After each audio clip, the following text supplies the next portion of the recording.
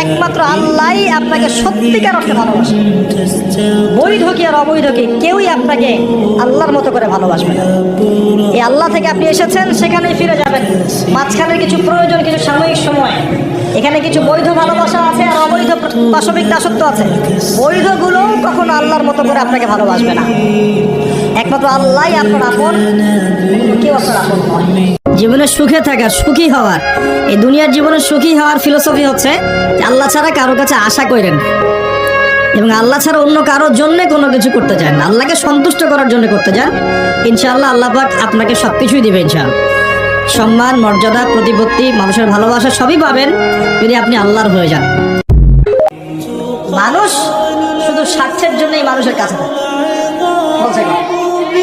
তিনি বলছেন তুমি যদি ভালোবাসাকে বাড়াতে চাও তাহলে মানুষের সাথে খুব বেশি মেলামেশা করতে যাও।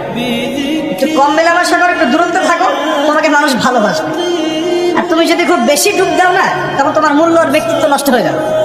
একমাত্র আল্লাহই আপনাকে সত্যিকার অর্থে ভালোবাসে। বৈধ কি আর অবৈধ কি কেউই আপনাকে আল্লাহর মতো করে ভালোবাসবে না। এই আল্লাহ থেকে আপনি এসেছেন, সেখানেই ফিরে যাবেন।